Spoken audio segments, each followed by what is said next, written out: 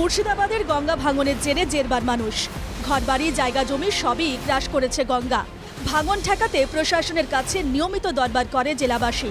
বাঁধ মেরামতি হলেও পূর্ণাঙ্গ কাজ হয় না বলে অভিযোগ মুর্শিদাবাদের শামশেরগঞ্জ ব্লকের বাসিন্দাদের।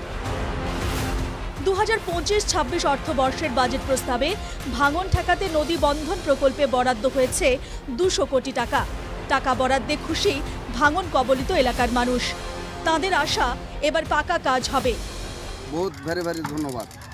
আর এর থেকে ভালো হবে আরও, আমি পরিকল্পনা আশাবাদী এটা আমরা হলাম, আমাদের আরও ভালো হবে। আমাদের রাজ্য সরকার ভাবলো আমাদের জন্য, আমাদের জন্য অনেকটা ভেবেছে।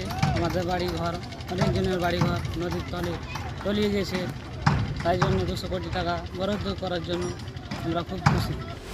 ভাঙন প্রতিরোধে অর্থ বরাদ্দের পরিমাণ নিয়ে রাজ্য সরকারকে কটাক্ষ করেছে বিরোধীরা।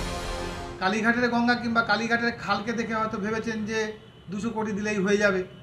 গঙ্গা সম্পর্কে তার হয়তো ধারণাই নেই, কিন্তু এখানকার যারা মানুষ তারা জানে যে 200 কোটি টাকা এই ভাঙনের পক্ষে সম্পূর্ণ অপ্রতিকূল। 200 কোটি টাকা দিয়ে বিরোধী দলের যারা পঞ্চায়েত পরিচালনা করছেন, বিরোধী দলের যে বিধায়ক আছে, সেই ভাঙনের জন্য হয়তো এই টাকাটা বরাদ্দ করেছেন। এছাড়া এই 200 কোটি টাকায় পদ্মা ভাঙন কেন, কালীঘাটের বাড়িটাও হবে না ওর। শুধু রাজ্য নয়, গঙ্গা ভাঙন ঠেকাতে কেন্দ্রকেও দায়িত্ব নিতে হবে বলছেন জঙ্গিপুরের তৃণমূল সাংসদ।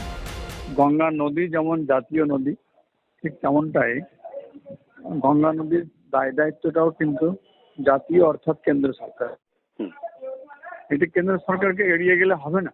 কেন্দ্র সরকারকে সে দায়িত্বটা নিতে হবে, সেই দায়িত্বটাকে নিয়েই বাজেট প্রস্তাবে অর্থ বরাদ্দ হয়েছে। এখন ভাঙন রোধে কবে কাজ শুরু হয় সেদিকেই তাকিয়ে মুর্শিদাবাদের ভাঙন কবলিত এলাকার মানুষ। মুর্শিদাবাদ থেকে বিনয় রায়ের রিপোর্ট, NKTV বাংলা।